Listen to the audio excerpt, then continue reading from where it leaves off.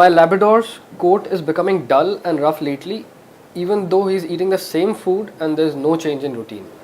What could be the reason? There can be many reasons. Firstly, within the question, there's a statement which says eating the same kind of food. Right. So I think food primarily really depends on how the coat is going to be. Okay. So a lot of people have been feeding wheat to their dogs. My dog sirf roti khata hai. He only likes to eat roti. I don't know how the dog understands that he likes to eat roti, because that's a habit that we've built ever since he was a puppy.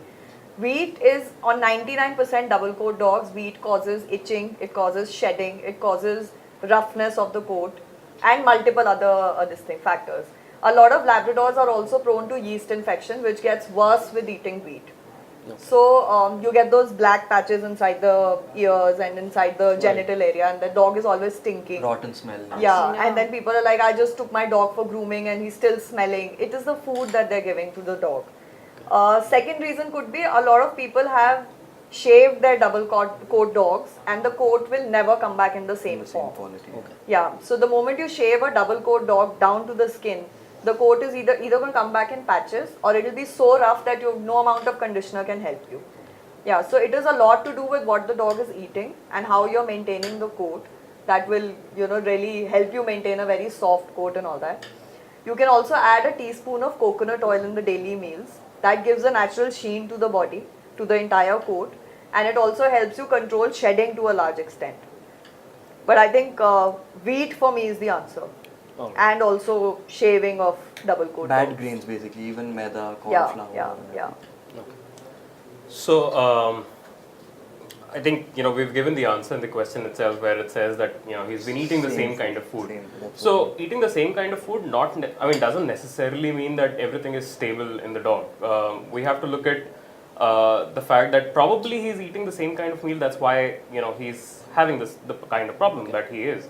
Because what if the food that he's eating is lacks the essential nutrients that are required for a healthy skin? So gradually the coat might. So gradually, it's not something that will show up or manifest the first day itself, but it's been happening over a period of time. And since you've been feeding, say, let's just call it a poor quality of diet, it's been collecting and accumulating, and eventually you end up with a dog who has a bad skin, who has dandruff, who has shedding.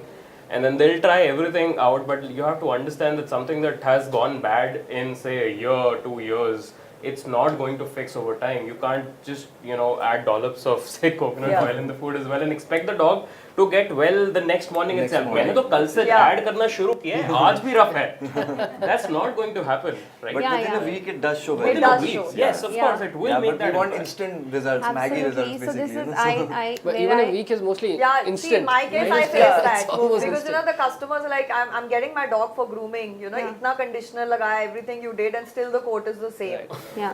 There are a lot of hormonal body problems also. Yeah. There is a Cushing disease. There is this thyroid problems in them. Then the yeast infection, which she's saying, it's a very common black skin thing there. These things will not settle with the diet only. You have to give a medication. Proper set of medication is required, because yeast infection they don't go easily. You have 3-4 weeks of some antifungals and antibacterials you have to give, because it's secondary. The primary is always either it will be food, maybe the primary is food, but later on what we see on the coat and the skin is secondary. So people usually take them to the vet. They don't change diet. We sometimes ask people, okay, what are we feeding to the dog?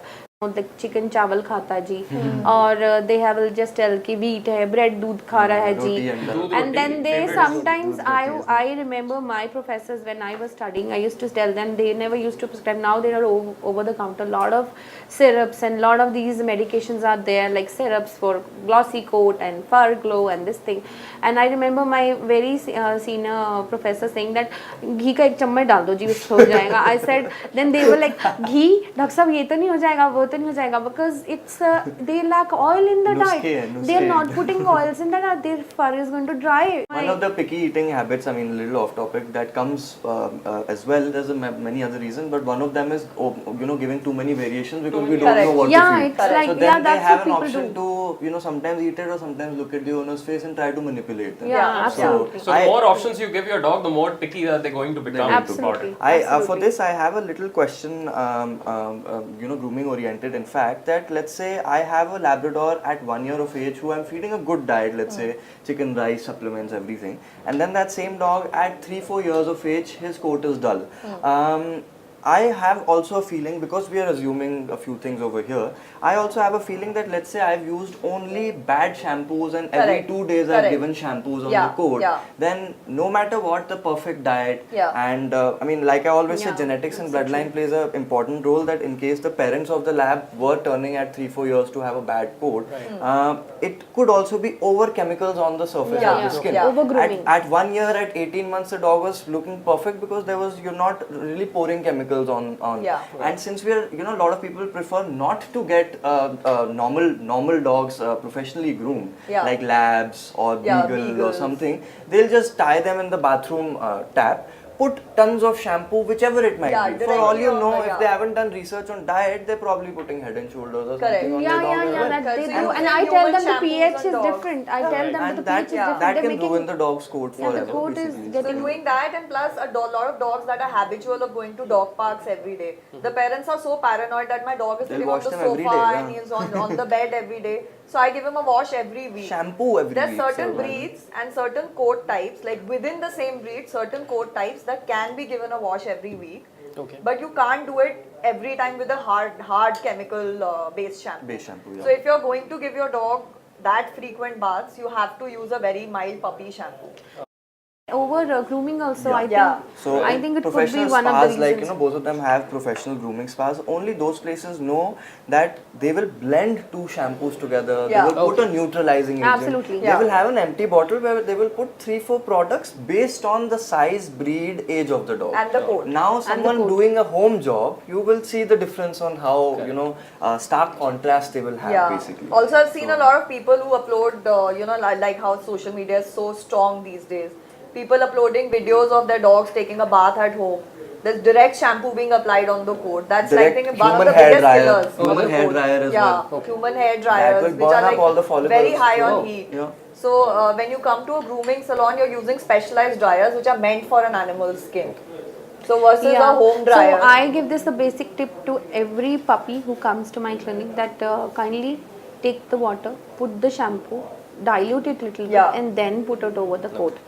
I tell them this thing because I know they will in 2 days they will say, Dr. Shally, आपने कैसा shampoo दिया है, इससे खुजली हो गई, and because they'll have a hot spot there and they will have a skin problem there. It's a problem for me at the end of the day.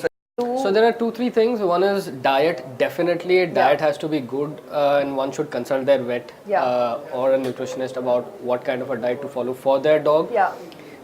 Second is in terms of grooming products they are using or where they are taking their dogs for grooming. And the way they are using. And the way they are being used. They need to be careful about those things.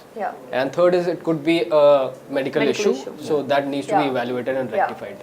Fourth, it could also be a seasonal issue. A lot of us ignore that seasons play an important role in how the dog's coat is going to be. I mean, my hair don't look shiny all the time, and nobody's does. Right?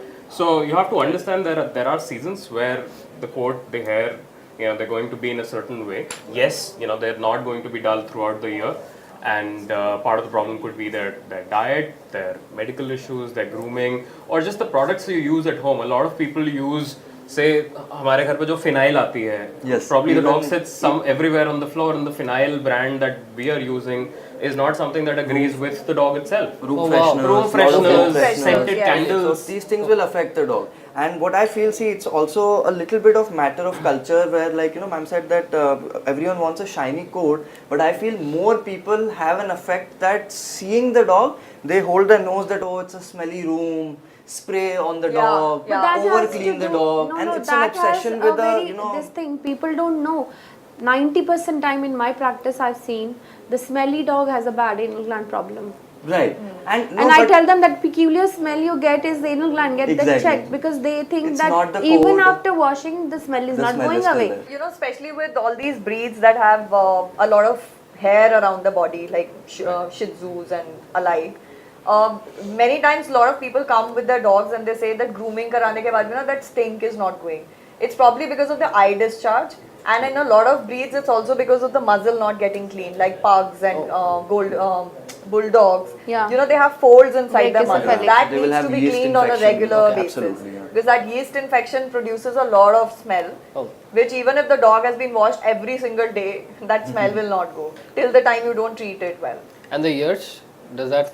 The ears, yes, of course. It's a yeast infection. So yeah, Ears could be a yeast infection. Also, where we were adding about the food part, I think a lot of people also say that no, my dog has always been off wheat. He doesn't even have any rice, but he's still getting this yeast infection. A lot of people think pumpkin is the best vegetable to feed to their dogs and carrots. Right. But a dog which is prone to yeast infections will actually be at a higher risk of getting that infection back. Because pumpkin and carrot is going to just aggravate the issue. So, Yeah. you know, adding to that point, in fact, as he's also specifically said that in your question, when it says same food, Yeah. what we see in even humans and dogs, that let's say if I have been on a diet which is not correct, on my body, on my liver, kidney, skin, hair, things will not show till many Immediately, years. yes. Specifically, a couple of things that I've learned as well. I'll come to the grain part a little later, but milk, for example, Yeah. that milk is flowing through the metabolism of the dog for years, right? But what we don't know where it is clogging in the intestines or in the renal area or the Usually it just digestive area ruptures the till liver. 3 to 8 years. Okay. And when by the time the Yeah. dog is between 3 to 8 of age, that is when the eyes, ears, Correct. coat, liver, kidney start showing results. But it's very difficult to pinpoint that you have been doing this since 2 months of age, that today you are facing that issue of it. Yeah. And So it's a lot of people long-term will not progressive. even find it, peculiar, because for them milk is something that Yeah, we've it all comes been naturally, cultured I the think. way पीता है, ये तो तो P पीता लेता है, है, हम भी पीते हैं, हमारे For बच्चे the पीते cat आ रहे हैं। also, problem matter of नहीं fact, है। na, हाँ? billi to दूध पीती बिल्ली and I दूध- said बिल्ली no, तो they are ना बिल्ली, ना lactose कुत्ता, ना intolerant, कोई। please don't give them. So like, दूध नहीं देंगे? I like, हाँ नहीं देंगे. So But milk- हमारे milk is बच्चे a तो no-no. बचपन से पीते आ रहे हैं दूध रोटी खिलाते आ रहे हैं हम तो अभी- But that's also how the generations have evolved. Na? Like our grandparents would हमारे dogs तो 16 साल, you know, they दूध would लस्सी live on पे दूध 16 साल लस्सी. जिए हैं. milk that we used to drink Yes, 15 that's years what ago my is next not the question same. was. Pollution, the Pollution. residences, spaces, Everything everything, else. So for metabolism, in terms of as a trainer, I see metabolism as that if we had spoken earlier about this as well, that if I, in my, let's say I have a small like 1 acre facility, if I feed 12 rotis and 2 liters of milk, the dog will run around so much and he will flush it out so much faster that my dog will still be healthier than, let's say, a dog in a Gurgaon flat who's having a great diet but doing nothing Nothing whatsoever. at all. Yes. Because Yes. they are not pooping it out, sorry for my language, they're not really flushing it out, they're not really filtering all the toxins out of the body.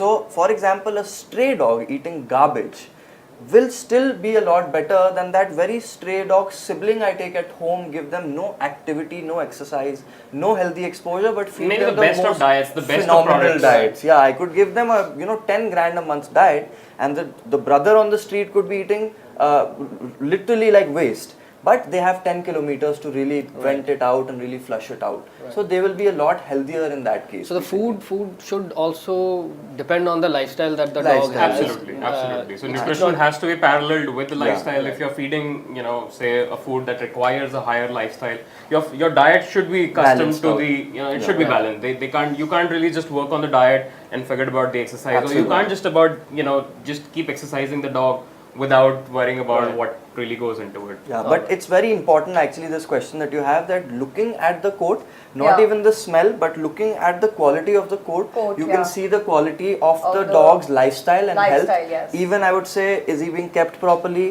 Is he happy? Is he healthy? These all things show on the coat On of the the dog. coat, yeah. And I feel, liver and kidney as a big issue, for example, Yes. can be seen on the coat. Coat, Okay, yes. and So because we I've had sometimes such an experience. supplements also like vitamin E deficiencies and all Yes, that, na? exactly. Omegas So- deficiency. So we supplement. So a also. rough coat could actually have many reasons. Yeah, In fact, it's a almost sign to all take it issues with the seriously. dog Yes. Yeah. will reflect on the It's a coat. very good So- question that you added here, in fact. It's just So- like humans, the moment there's something wrong inside your body, it shows on your face Yeah, on first. the hair. And your on hair, everything. your hair Yeah, fall. your Your hair, your fall. face. Yeah. Face, the skin.